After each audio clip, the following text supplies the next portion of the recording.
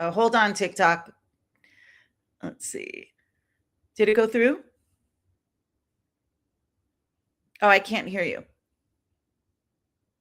Oh, I'm You're sorry. mute. Yes, we're good. We're live on Instagram. Oh, good. All right. See, we had a little bit of technical difficulties. All right, everybody. Today we're going to talk about surviving the holidays. But before we get started, that's the topic. For those that are new to this platform, my name is Tiffany Tuota. I'm a marriage and family therapist coming to you live from Los Angeles, California, where it is very stormy today. So please let us know in the comments where you're coming in from. We always love to hear where folks are from. It's very exciting for us to see people from all over the world tuning in to Wadih Wednesday to come together collectively as a community, an Arab community, and our North African brothers and sisters to come together in awareness, compassion, and understanding. So I wanted to introduce my amazing assistant, Mira, who is the backbone for Community for International Arab. Mira, are you on stage? Yes. Yes, girl. Welcome. Egypt's in Hello. the house. Yeah, Egypt is in the house. I'm so happy to be joining you again on another Wadih Wednesday. My name is Mira, for everyone that doesn't know, and I'm always here to help with your comments, to make sure Tiffany sees your questions, to support overall. If you have any questions, I'm always here. If you would like to DM us, I'm always here to make sure that you get the support you need. And I'd like to let you know about a few exciting things. It's called the Yalla News. If you're new here, we say just a couple of updates every Wadih Wednesday. So I'd like to update you that in January, we have two very exciting things happening. One is a support group. A lot of you were asking about that, and Tiffany heard you. And we have a support group happening in January. So if you'd like to know any details about that, please check the link to the website in our bio on Instagram, YouTube, and TikTok. Also, we do have a workshop. We have actually workshops have happening every month of 2026, but for January, we have a very exciting workshop. So also, please, if you'd like to check that out, go to the link in bio. And if you have any problems finding the link or anything, just DM us and I'll be more than happy to help you. Yes, we have the support group starting January 2nd. So many times we get a lot of DMs around people feeling lonely, feeling isolated.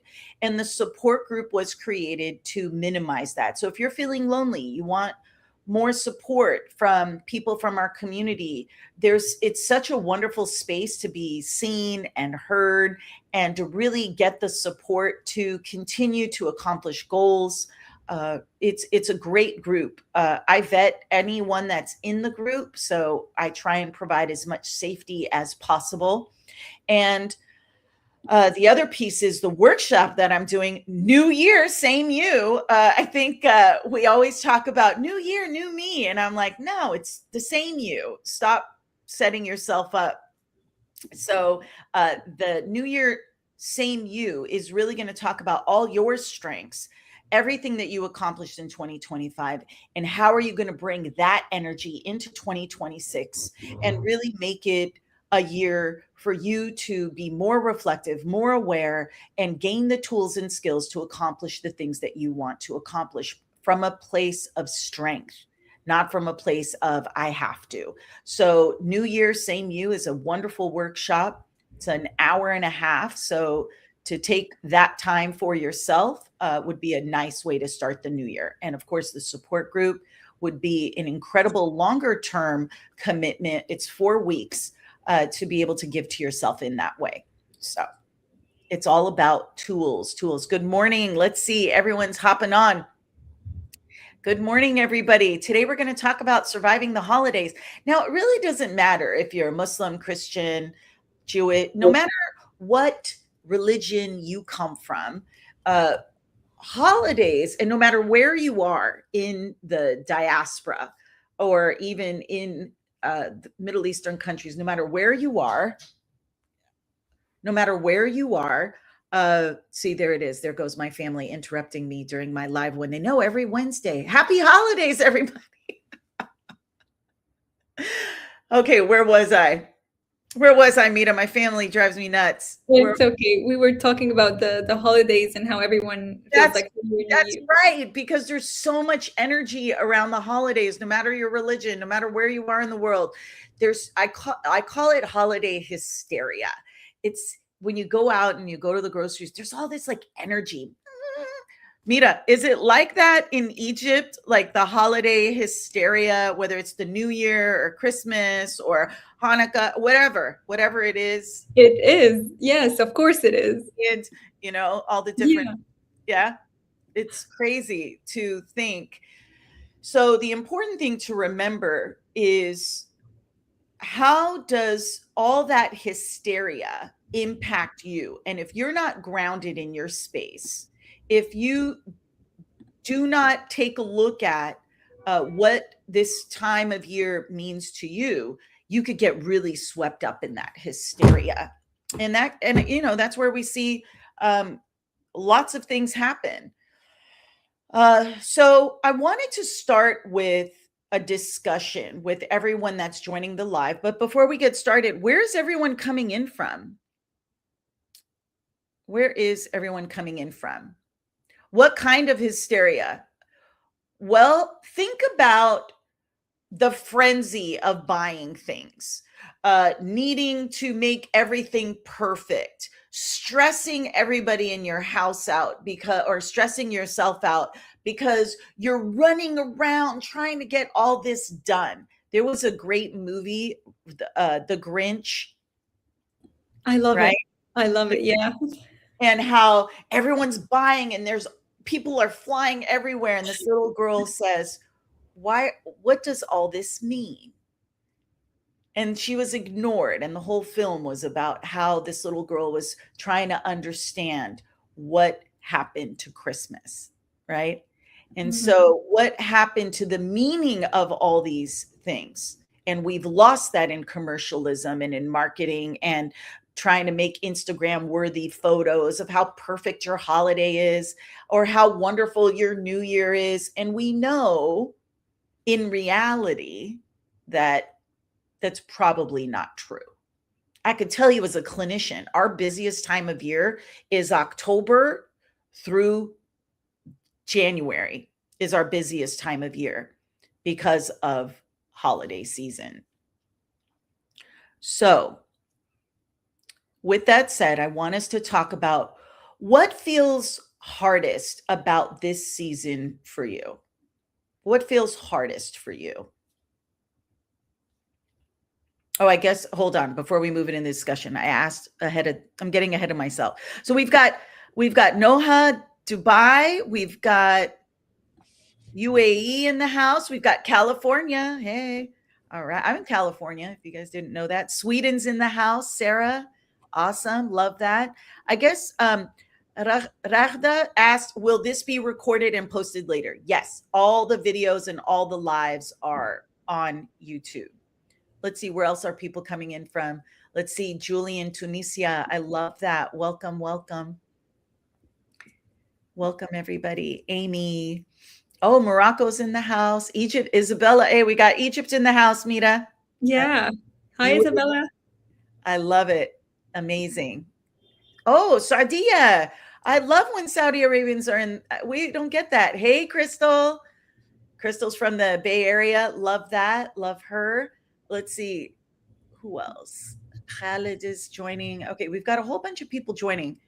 Oh, we've got Shima from Algeria. Love you too.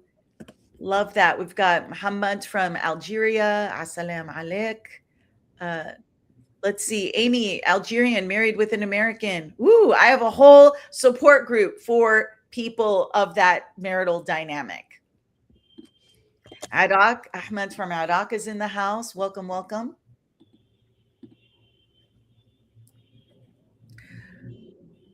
I guess someone said they're here to learn English. Just know that I talk fast. So if for your listening skills, this is probably going to be very challenging. Oh, Nasreen from Somalia. Welcome. Very similar cultures. Hi, Rania. I know the storm in LA is outrageous. Lots of people, lots of activities for in the house for an introvert. Yes. All right, let's get started. Let's get started. All right. Okay, Mel, love you too. Mixed born and raised in Chicago is amazing. Kuwait's in the house. Looks like people are still chiming in. I love this. Okay.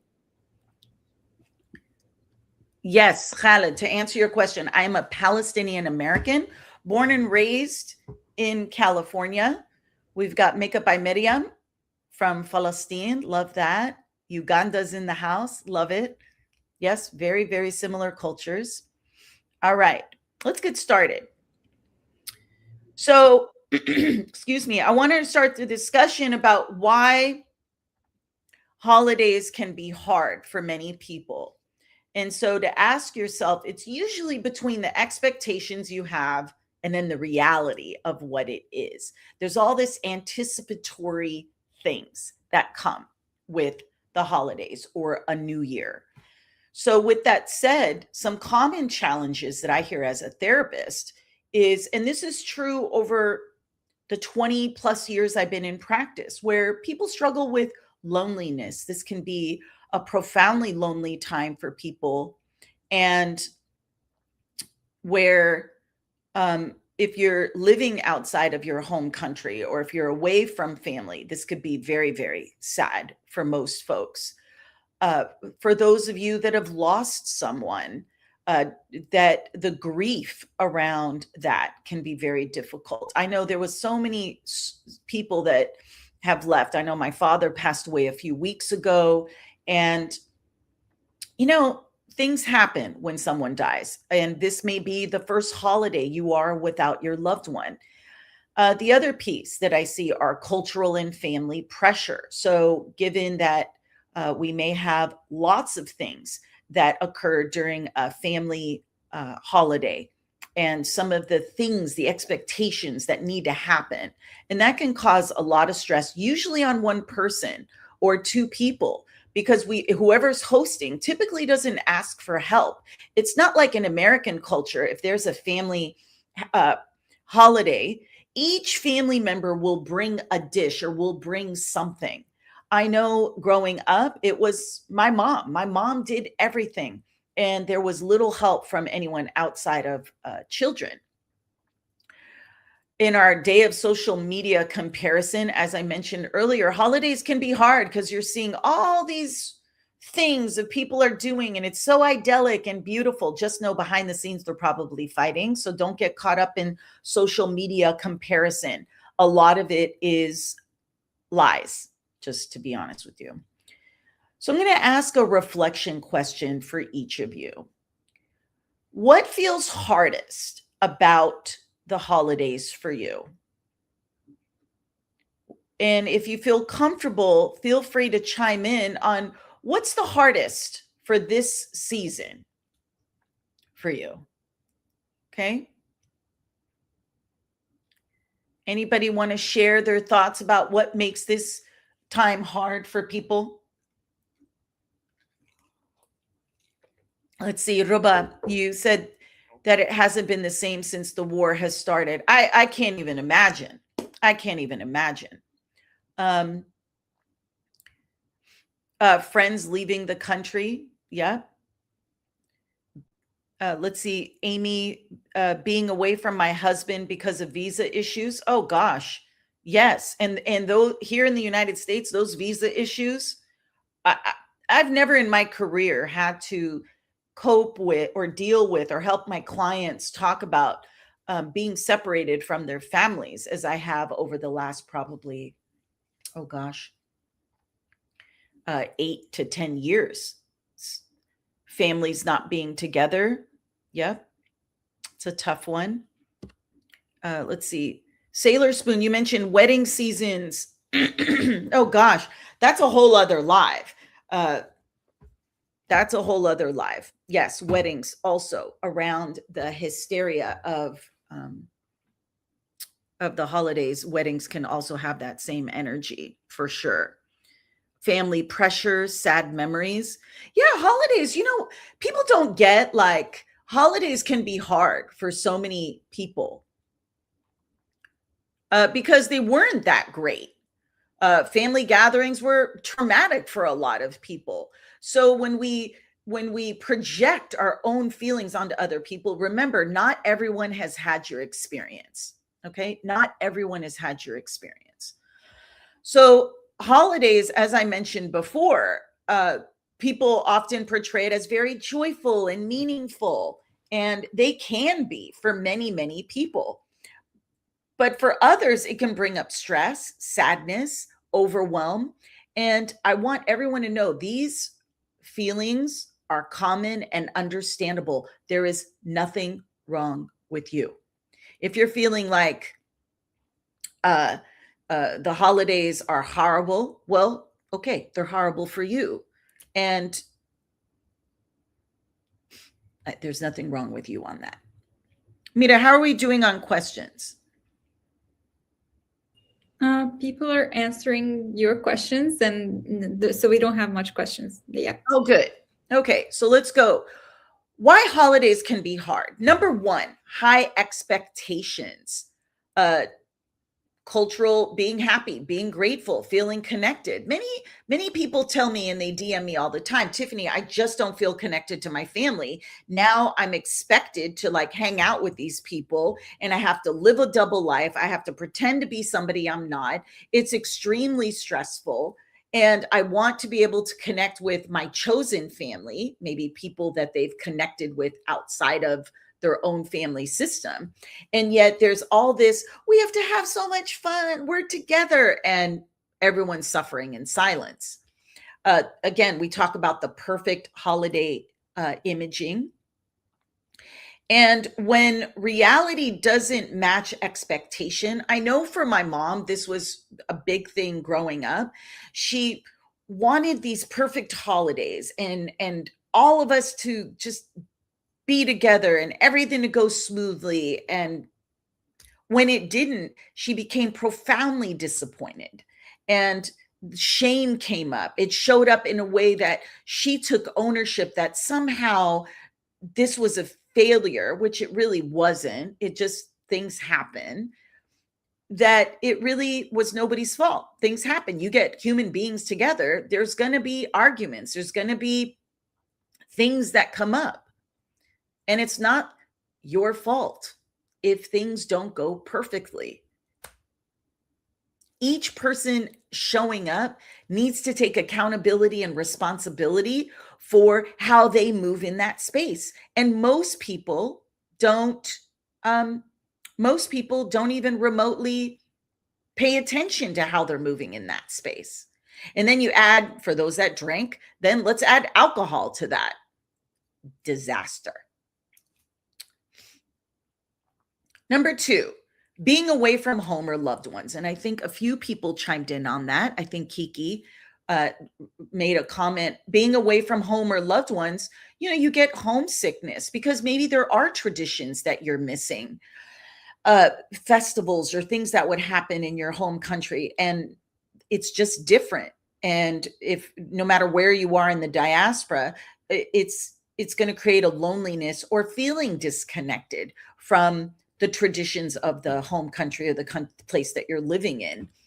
The other piece is time zone differences can also be challenging, trying to connect with family, trying to manage your work and really wanting to FaceTime or be able to connect with them. The other big one is financial barriers. A lot of times people feel pressured to go visit family or to be with family. And maybe financially you can afford to do that. Yet, if we say, oh, I can't afford to do that, right, Mira? Is that right? Like there's so much shame if you can't afford to get the gifts or to go visit and to do all the things. You may not be able to afford to do that, yet you will do it. You will put yourself in debt as a result of it, and that can cause a lot of stress upon you. You may also work in an industry where you have significant work obligations. So anybody in hotel, restaurant, retail, Let's give a huge shout out to all our retail, hotel, restaurant folks who are working tirelessly during this time of year. And people don't really act particularly nice around this time of year, which is kind of funny and ironic to me. So let's acknowledge them. But you may have a lot of work obligations. The other piece is being away from home or loved ones is, again, missing traditions, the familiarity of comfort. You may not even like these people, but it's just comfortable. You're like, oh, well, this is what I do every year. And maybe that's what provides you grounding. Okay. The third one, which is a big one, and this is the one I see a lot in my practice around family dynamics and relationship stress. So I think someone mentioned they were married to Wahad Arabi or Wahad, so for the non-Arabs, and you're celebrating traditions according to our customs, according to our customs, well, let me tell you something. That can be very overwhelming and put a lot of pressure on you. And you may not even understand why you're doing half the things you're doing and why there's all this stress. And then Auntie in the corner is still going to criticize, and that builds a lot of resentment. You may have unresolved conflict or difficult relatives, or the role that you played in your family for your whole life, and then you went away and you're coming back, you're saying, I don't want to play this role anymore. Pressure to engage or perform emotionally can be extremely difficult, and boundaries being challenged. Let's see. I think the viral tutor, I know this is irrelevant to this slide, but could you talk more about queer Arabs? Well, that's very relevant to this live, because if you are queer Arab and you're going home and you haven't come out to your family, well, yeah, I'll talk about it. That's extremely, extremely challenging. And you may leave your partner, or you may have to leave your chosen family in order to come home to fulfill these obligations. And yeah, that's challenging.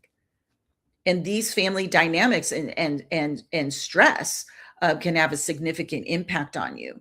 Now, the boundaries being challenged. Well, whose family are we going to go to? Your family, my family, and then tuash and arguments and dividing time between the two families. And then here the kids are like, all the adults are stressed out, and this is kind of not fun. So work with your partner on these boundaries, because it's going to be really important that everyone is on the same page. I mentioned earlier financial stress. I think many of you may struggle with, again, the costs of travel, gifts, food, time off. If some of you that are sole proprietors, if you don't work, you don't get paid. And sometimes families expect you to be with them for a few weeks or a month. And how can you afford to do that? Guilt or comparison relating to spending. I know, I can tell you wholeheartedly, do not like gift giving.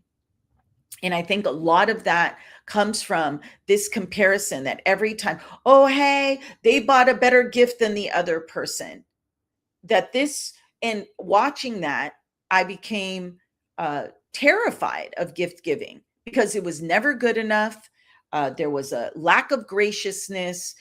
Gifts were compared, who bought the woo-woo gift, and meaningful gifts were typically dismissed as silly. So take a look at, if you have any kind of worry about spending or gift giving, a lot of times it's because of these issues. And if you have anxiety around meeting these expectations with limited resources, we come from a culture that makes it very difficult to say, hey, why don't we not do gifts? Or why don't we not do certain things this year? And I know I did that in my family. I said, you know what? We're not exchanging gifts. Okay. We're Catholic. They do gift exchanges. I said, no, I refuse to participate. because I just didn't want to, because I felt like it was meaningless in the bigger scheme of the meaning of the holiday. Sometimes during the holidays, you may have a disruption in routine. So, changes in your sleep, your eating. So, those of you that have been working out all year or engaging in healthy habits, and then you have to go home and your plate is being filled like this, or maybe you're struggling with an eating disorder and you are going home for the holidays. And that could be extremely distressful because now again, the force feeding, you need to eat. The more you eat, the more you're honoring the host, yet that may put you in compromising your own health. And that could be very stressful.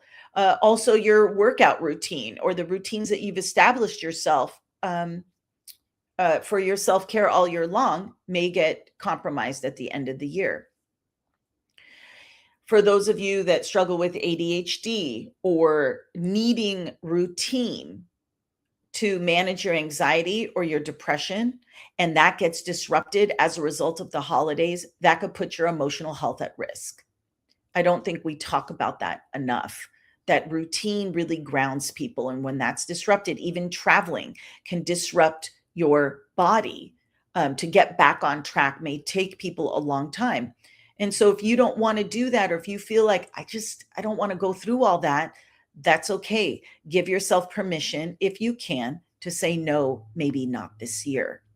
Especially if your emotional health and wellness is at an all-time low, or if you're grieving. We come from a culture that says, you must be with family, right?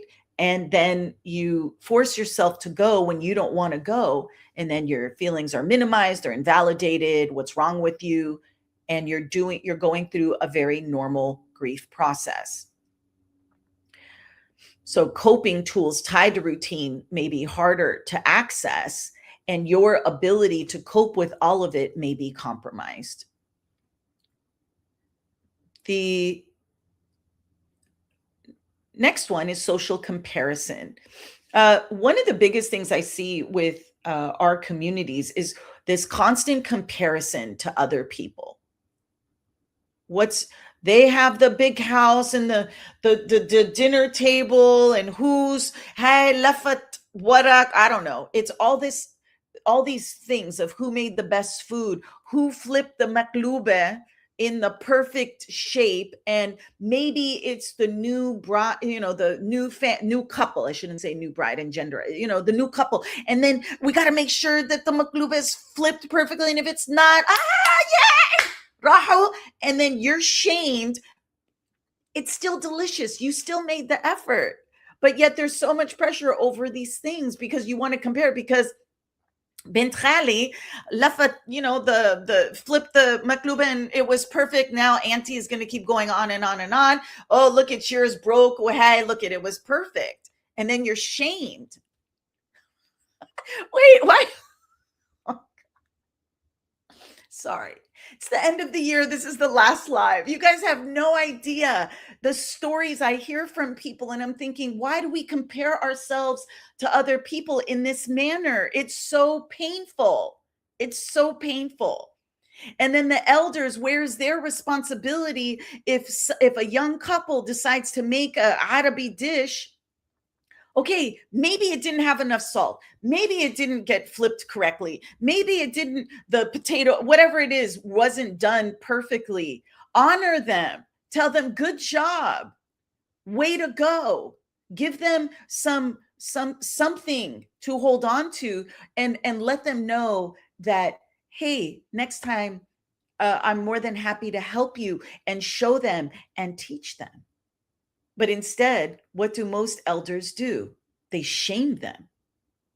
Okay.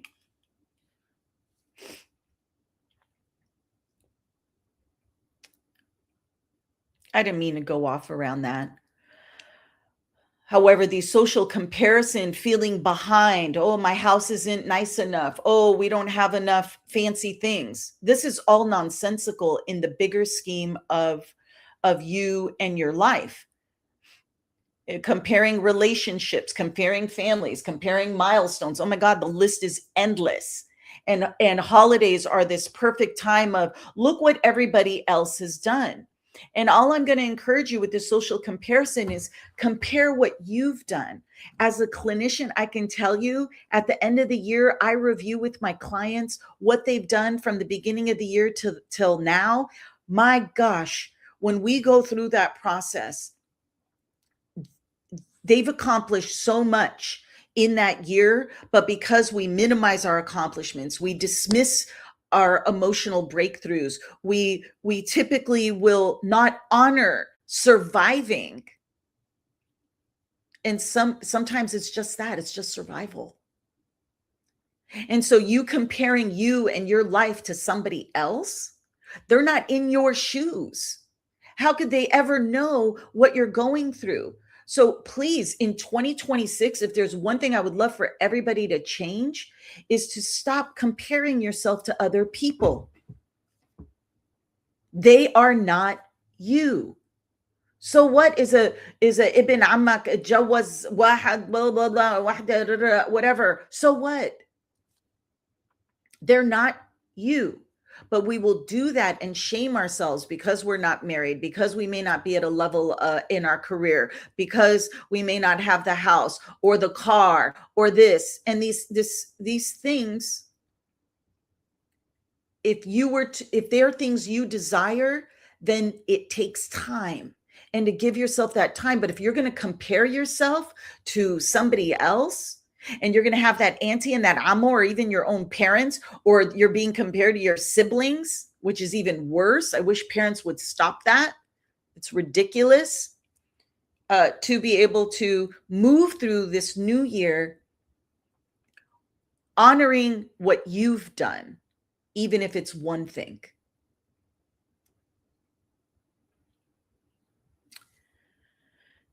All right. Let me just finish up this last point and then we'll get to questions. The last one is cultural and identity stress. So I think we have a few members from our LGBT community will talk about that, because being gay in our culture is extremely difficult. And feeling the pressure or experiencing invisibility or exclusion because of how you move. It's very difficult. And it's not even, you may want to dress differently or be different. They may not like that. And so these stressors, navigating the holidays, and you're feeling this pressure to explain yourself. Don't explain yourself. I'm telling you, people, you guys call me Khalto. Khalto's telling you, do not explain yourself. Somebody say, oh, why are you not married? Inshallah. You use their mefi nasib. Okay, auntie. Oh, find me somebody, auntie. You know, whatever it is you want to do, you don't need to explain yourself. You're not married. You're not married. You're not finishing school yet. You're not finishing school yet. The more you explain, the more power you give people. So find the phrases, all the questions, because it's the same questions every year you've been getting probably since you were 10. You just write them down, and then you write down all the questions that stress you out, all the aunties, amos, people in your family that stress you out. What do they ask you? What energy do they bring to you? And then you have a plan of action, and we'll talk about that, a plan of action with the phrasing to respond back. Now, you don't have to be rude. You don't have to be angry. I know I was rude and angry and all that kind of stuff when I was younger. You don't need to do that. Own your power, stand in your strength, and be prepared, because these people will poke at you till they get a reaction. So we'll talk about coping strategies next, but let's get some questions going. All right. Mira, how are we doing? Oh, I think you can hear me now, right? Yes, ma'am. Okay. So can you see this comment? My year wasn't great. Is that the one? Yes. Can you read it to me, even with my glasses? Oh, yeah. Yeah. Okay. So my year wasn't great, and in my reflection time, I feel bad and unmotivated to celebrate. It's also my first celebration time without my grandma, who passed away earlier this year. Oh, man, losing a tete. Sarah, I'm sorry. I know what it's like to lose your tete and your grandmother. The year of firsts are always very hard. The year of first is when your loved one passes. I always let my clients know that the first year, so the first year is going to be the most challenging. The first birthday that they're not there, the first anniversary, the first holiday, their birthday. There's so many firsts. The first time you go to a coffee shop without them, or the first time you go over to their house and they're not there. So remember that the year of first, as you're reflecting and you're unmotivated to celebrate, well, your teta just passed. And so that year of first, you may not feel motivated. You may feel, and feeling bad for not wanting to celebrate. What are you doing wrong? What are you doing wrong? You're grieving, and grief is very normal. And so when you think about what does celebration even mean, maybe you're celebrating your teta in your heart. Maybe you're honoring the love that you had for her. Now, it doesn't mean outward celebration. And if you're unmotivated and she was a primary caregiver to you or a primary love for you, well, Habibti, that's very normal when you're grieving in the year of first. So I don't want to tell you what to feel, but I'll encourage you to honor your feelings. I don't want to tell you don't feel bad. If you feel bad, but think about why you may be feeling bad. Feel bad, reframe that for yourself. Okay. Thank you for answering that. Then we have Rania. She said, holidays sometimes equal pretending to be happy and connected, which I think is true. We are so good at the mask. Man, we don't let anybody see us sweat. We could be completely down in the dumps, depressed, stressed out, and nobody would even know. And so that's okay. Sometimes we need to pretend. We need to pretend, yet acknowledge behind that. Okay, acknowledge behind that what you're doing. Yeah, I'm pretending. Yes, I am going to, what do they say? Fake it to make it. I'm going to get through this family event. And sometimes for those of you that don't want to fake it and want to take off the mask, I'm there for that too. But just know you're going to get a lot of pushback. So maybe it's about saying to yourself, how do I want to move in this space? Maybe I don't want to be that happy, joy cousin that everybody knows me to be. Maybe your teta just died, or you broke up with someone, or you lost your job, or you're under financial stress, and you don't want to carry that burden of the fun one. And so we'll talk about coping strategies on how to help with that. Any other comments, Mira? Yeah, we have Sailor Spoon saying Arab dynamics are so heavy. Why is that? I don't see these issues with other cultures. Oh no, the issues. I appreciate the question. Arab dynamics are very heavy for lots of reasons. I don't agree with the. I don't see these issues with other cultures. How do I say this? I work with a lot of cultures. I mean, the bulk of my practice is Arab. Yet over my 20 plus year career, I've worked with people from all over. The dynamics are typically the same because we're all human beings having a human experience. I think what Arab dynamics, why they're so heavy, is the amount of war in our region is unprecedented. the immigration, the displacement. I think it carries a heaviness that I think I don't want to say there's certain cultures that can also relate to that. But Arab, it's not, oh, I have anxiety because of childhood issues. I have anxiety because of not just childhood trauma, war. Then I had to immigrate to the United States at the age of 9, and then my father lost his job. I mean, the issues for me as a clinician are so multi-layered, and the dynamics are a result of prior generations, because they were in survival mode, were not able to, they didn't have the luxury of addressing the deeper traumas they were going through.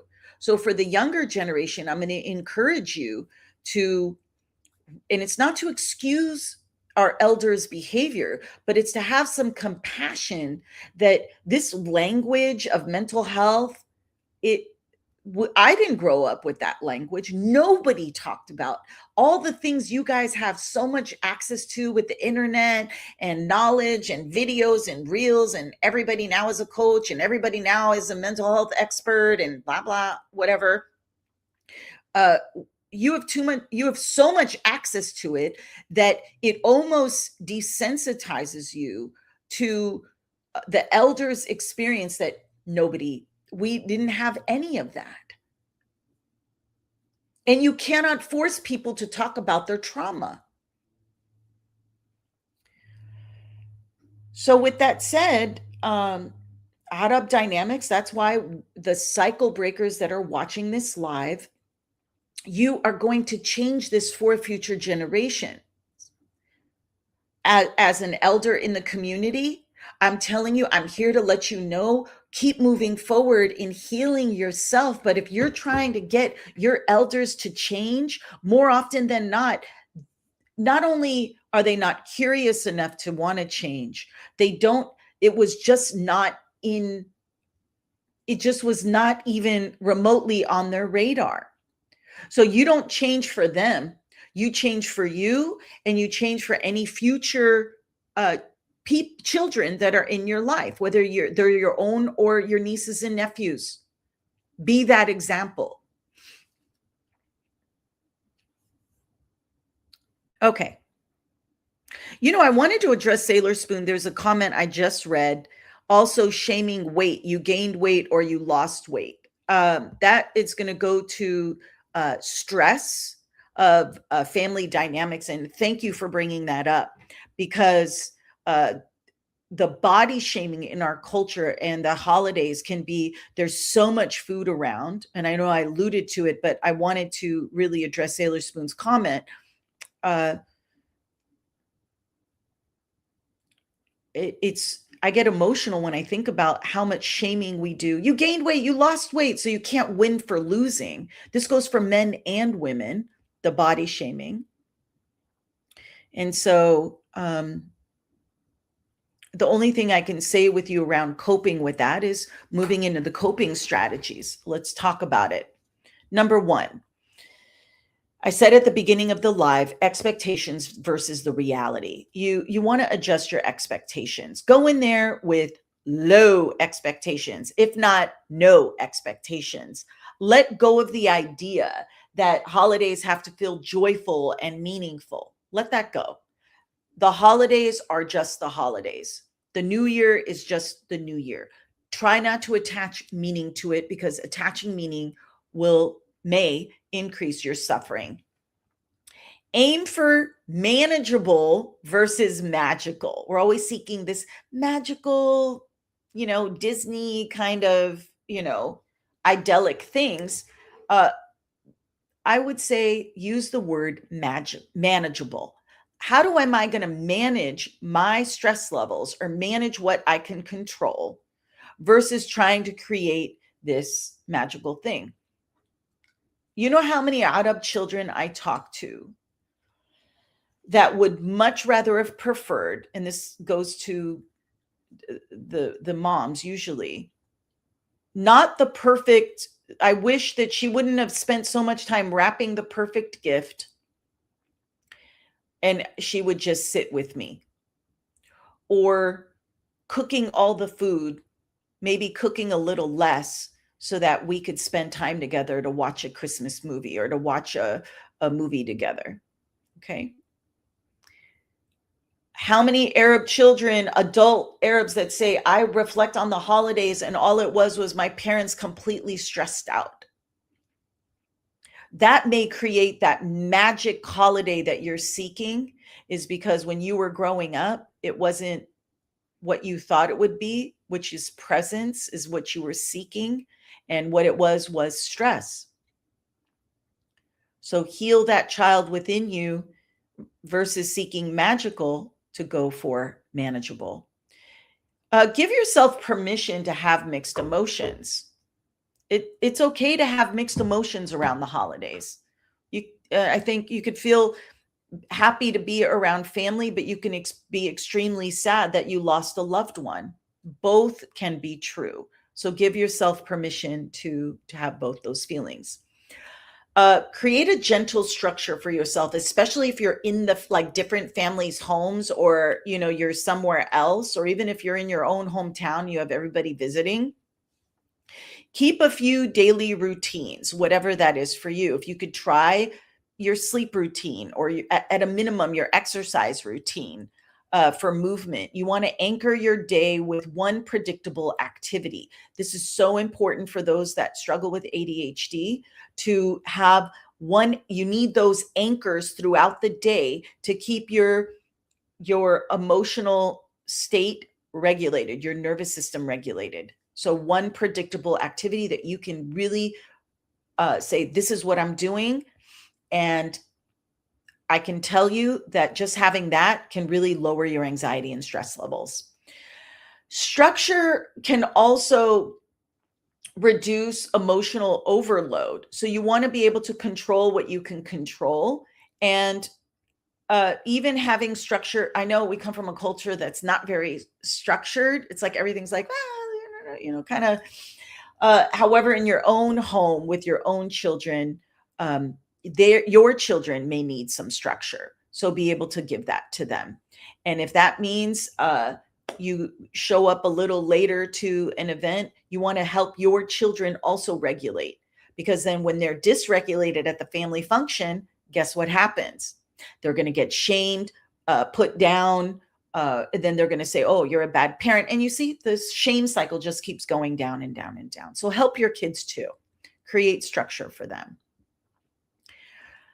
This is a huge one. We're not very compassionate towards each other or towards ourselves. So you want to practice self-compassion. Talk to yourself if you're in the family holiday and you're feeling some kind of way, or somebody said something to you that maybe triggered you. That's okay. Talk to yourself the way you would a close friend. And it would be, I know you're feeling sad, or I know you're feeling triggered. I know you're angry. I know this person does this. They poke at you every holiday and you want to punch them in the face. Okay, we don't want to do that. And then you talk to yourself. You want to talk yourself down the way you would talk to a close friend. Notice your critical thoughts. I look fat. I look skinny. Auntie said this. Oh, my hair's out of place. Oh, my makeup doesn't look good. Oh, my outfit doesn't look good. Oh, I didn't do this right. I didn't do that right. The guy may be stressing. Oh my gosh, I have to get my car washed to make sure everything looks good, and blah, blah, blah, yada, yada. Notice those critical thoughts and replace them with kindness. Because let me tell you something. People can smell insecurity from a mile away. And toxic people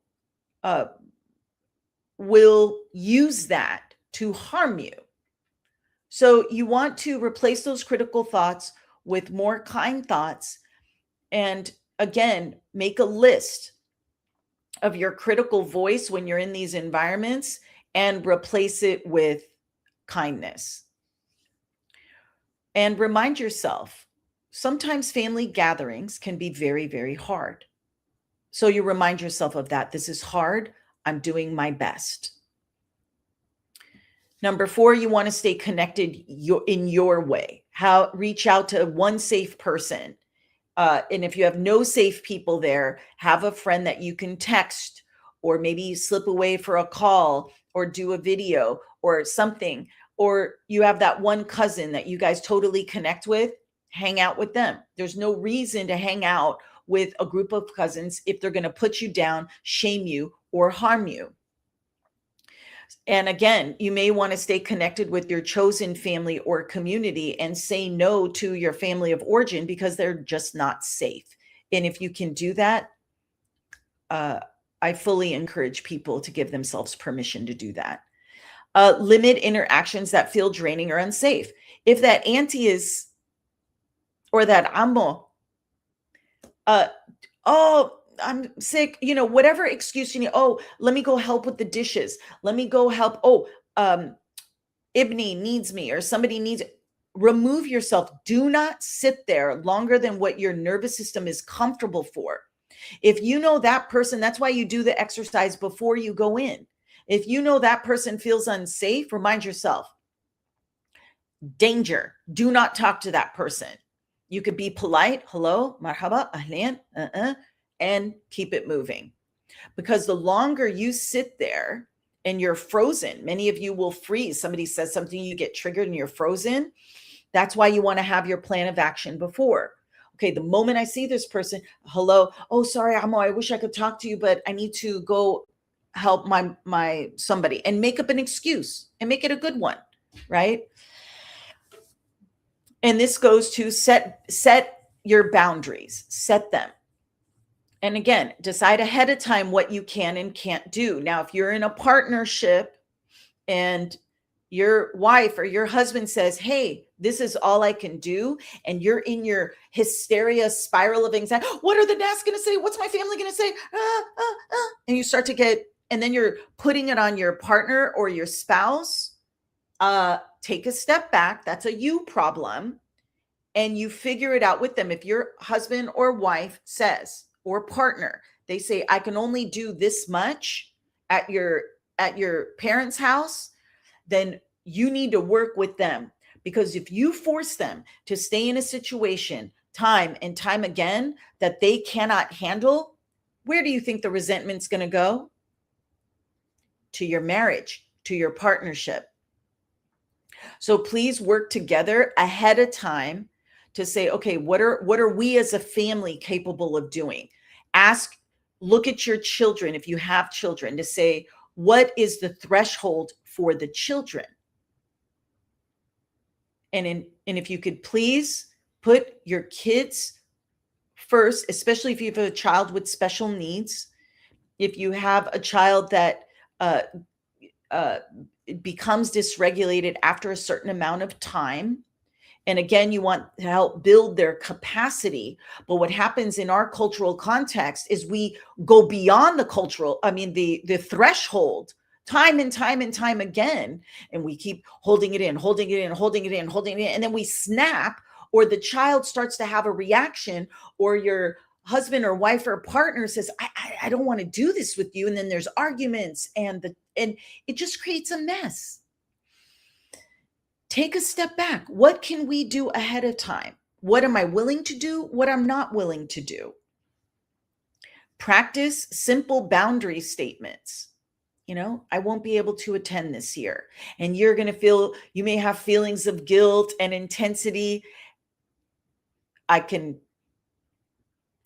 promise things as a clinician, but I can promise you the more you practice it, the easier it becomes. Is it ever easy? In my experience, I could say it's usually quite uncomfortable, no matter how many times you've practiced it. However, the feeling you get of feeling like you've empowered yourself to set that boundary feels amazing. Arab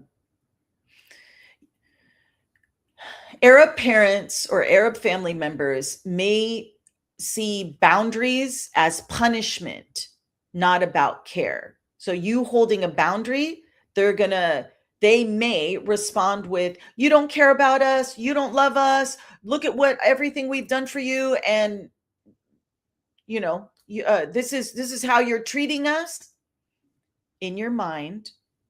It's important for you to discern. I'm not punishing them. I love them. I care about them, but and not but, and I care about myself and my partner and my family more. Now, I know culturally that goes against everything we've been taught. Yet what happens is you wonder why the dissatisfaction in Arab marriages and relationships. The children don't want to be around the family because there's this constant forcing of these things that were, instead of, hey, I'm going to sit this one out. And guess what? They may more than likely want to be with you at the next holiday. But when you force people to do things that go against what is comfortable for them time and time and time again, guess what? Yeah, no, they don't want to be around you. Would you want to be around you? Probably not. So if Arab parents, if you want your children, your adult children and their families to be around you, take it easy on them. Give them some space to make those decisions for themselves. All right. I think we talked earlier about make space for grief and loss. Limit social media exposure, especially if you're one to compare. You want to focus on comfort and not productivity. So if you want to order food out, order food out, ya Allah, what happens? No, your comfort is more important than the productivity. And I think I saw a video on that on social media where she ordered the food out and the table looked beautiful and she had all this food out. I was like, good for her. I am loving that new trend. You don't need to earn rest during the holiday. Find your rest. And the most important one that I will, for those that are struggling with significant depression, suicidal, significant grief and loss, please reach out for support. We have the Arab Therapist Directory link in our bio. Talk to a therapist, a counselor, a trusted person, an elder. Use crisis or support lines in your country. If emotions are feeling overwhelming, needing help, remember, is not a failure. It is strength, especially during these times, and especially during this 2025 year that was so incredibly difficult for so many. It's very important for everyone to reach out for support. And I'll end by saying you don't have to love the holidays. Surviving them with care, boundaries, and support is enough. And I want to wish each and every one of you, thank you for this 2025 year for Community for International Arab. Mira and I know we reflected on this past year and the amount of growth and support and we've been given in this community has been astronomical. And we are so grateful. And I'm moving into 2026 with more workshops, more ways to support. I'm collaborating with amazing people for us to be able to heal Ma'ba'ad as a community. And with that said, nawar titnawar, the light in me sees the light in you. And I wish all of you a blessed holiday season for those that celebrate, a wonderful new year for those that celebrate. And remember, just remember the light in you. Never forget it. All right, everybody. Have a good one. Wish you the best. See you in 2026.